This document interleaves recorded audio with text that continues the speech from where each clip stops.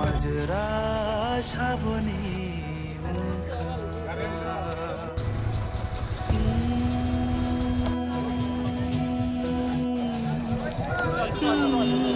হচ্ছে ডিসেম্বর মাসের 9 তারিখ আমাদের দেরাদুনে একজন ফার্স্ট স্টুডেন্ট নাম হচ্ছে Angel Chakma MBBA last year সে সেখানে পড়তে গেছিল সে তার ভাইয়ের সাথে দেরাদুনে থাকতো এবং একদিন 9 তারিখও তার ভাইয়ের সাথে তারা কিছু মার্কেটিংয়ের জন্য গেছিলো বাজারে সেখান থেকে ফেরার পথে কিছু মানে গুন্ডাগিরি লোক তাদের সাথে খারাপ ব্যবহার অর্থাৎ বর্ণ বৈষম্য কতগুলো কথাবার্তা বলে তোমরা তো চাইনিজ মোমোস তোমাদের নাক সেপ্তা তোমাদের দেখতে মোমোস মতো লাগে তোমাদের নানা ধরনের বেশিভাবে গালিগালাজ করেছিল তারা যেগুলো অর্থাৎ আমাদের সভ্য সমাজে সে সমস্ত কথাবার্তাগুলি কোনো মুহূর্তে মেনে নেওয়া যায় না তো সে প্রতিবাদ করতে গিয়ে বলেছিল we are not Chinese we are Indians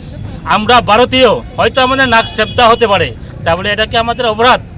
অর্থাৎ আমরা ভারতীয় আমাদের দেখতে হয়তো নাক সেপ্তা হতে পারে চোখগুলো একটু হয়তো অন্য ধরনের হতে পারে কিন্তু আমাদের আসল পরিচয় হচ্ছে আমরা ভারতীয় আমরা ভারতে থাকতে চাই আমরা শান্তিপ্রিয় মানুষ অর্থাৎ আমার ভারতবর্ষ হচ্ছে এমন একটা দেশ যেখানে জাতিভেদ প্রথার ঊর্ধ্বে বর্ণভেদ প্রথার ঊর্ধ্বে সেখানে এহেন নিরহ মানুষ যেটা অর্থাৎ সাকমা জাতের বিরাট একটা উজ্জ্বল নক্ষত্র ছিল শুধু সাকমা জাতের না সারা ভারতবর্ষের নর্থ ইস্ট উত্তর পূর্বাঞ্চলের একজন মেধাবী ছাত্র ছিল অর্থাৎ তারও একটা স্বপ্ন ছিল অন্যান্য মানুষের মতো সে একদিন বড় হয়ে মানুষের মতো মানুষ হবে এবং সমাজের দেশের প্রতিনিধিত্ব করবে এরকম একটা স্বপ্ন ছিল কিন্তু দুর্ভাগ্যের বশত তার অর্থাৎ জাতপাতের বেদের উপর তাদের উপর নানা ধরনের মানবিক শারীরিক নানা ধরনের অত্যাচার করা হয়েছিল সেখানের মধ্যে সেখানে এমনভাবে তাকে নির্মম অত্যাচার করা হয়েছিল ছুরি মেরে আঘাত করা হয়েছিল পরবর্তী সময়ে অর্থাৎ 9 তারিখ ঘটনা ঘটেছে অর্থাৎ তখনকার সময়ের অর্থাৎ দেরাদুনের থানাতেও তারা আপিল করেছিল অর্থাৎ সেখানে এফআইআর করেছিল কিন্তু সেখানে দেরাদুনের পুলিশ তাদের সে এফআইআর ঠিক মতো গ্রহণ করেনি যার ফলস্বরূপ সেখানে যে সমস্ত কি বলবো তার জাতপাতের উপর আক্রমণ করেছিল তারা পালাতে সক্ষম হয়েছিল যদি সেদিন 9 তারিখে যে হামলা হয়েছিল সেদিন যদি সাথে সাথে পুলিশ যদি অ্যাকশন নিত তাহলে অর্থাৎ সে সমস্ত লোকেরা হয়তো সেখানের মধ্যে পালাতে সক্ষম হতো না যদিও আমরা খবর পেয়েছি সেখান থেকে 6 জনের মধ্যে 5 জনকে গ্রেপ্তার করা হয়েছে আসল যে কালপিত তাকে কোনো গ্রেপ্তার করা হয়নি তাই আমরা এর অর্থাৎ সঠিক জাস্টিস ফর অ্যাঞ্জেল চাকমা তার অর্থাৎ ন্যায্য বিচার চাচ্ছি আমরা ভারতবর্ষের সর্বোচ্চ আদালত সফলভাবে সেখানের মধ্যে একটা কি বলবো বিচার হস্ত নিয়েছে অর্থাৎ মানে জাস্টিস পাওয়ার জন্য আন্দোলন হচ্ছে সারা ভারতবর্ষের মধ্যে এখন এটা শুধু অ্যাঞ্জেল চাকমার যে মৃত্যু হয়েছে তা না আমাদের উত্তর পূর্বাঞ্চলের যত আমরা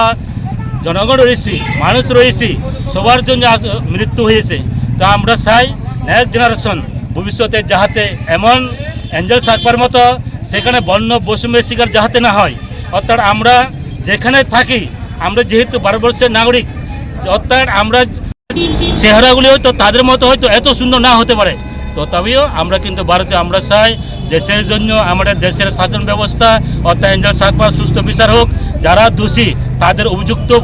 শাস্তি দেওয়া হোক তারা যাহাতে কোনো মুহূর্তে অর্থাৎ পালাতে না পারে আর ভবিষ্যতে ভারতবর্ষে এমন আইন চালু হোক যাহাতে এরকম বর্ণ বৈষম্যের একজন আরেকজনকে যাহাতে সেরকম স্লেজিং ওয়ার্ডস খারাপ মন্তব্য বর্ণ বিদ্বেষী এরকম সুলভ কথাবার্তা যাহাতে না বলে এই আশা রাখবো এবং সবাই আমরা ভাই ভাই একসাথে দেশের জন্য সমাজের জন্য কাজ করব এই কথাগুলি বলে অর্থাৎ জাস্তির পর এঞ্জেল চাকমা তার সুবিচার হোক এ আশা রাখছি। প্রয়োজনে অর্থাৎ মোমবাতি লাইটিং আন্দোলনের মাধ্যমে মার্চের মাধ্যমে আমরা এটা জানান দিতে চাই, আমরা এঞ্জেল চাকমা আমরা তোর মৃত্যুকে ব্যর্থ হতে দেব না, আমরা তোর সাথে আছি, ভবিষ্যতে থাকবো, যাহাতে এই ধরনের ঘটনা আমাদের ভাই বোন মা বোন তাদের যাতে কোনো আর যাতে না ঘটে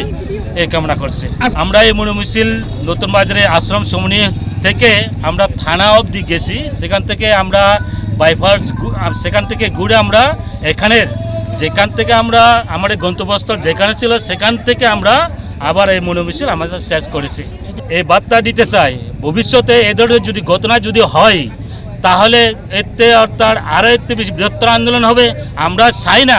আমাদের অর্থাৎ বর্ণবৈষম্যের শিকার হয়ে কেউ অর্থাৎ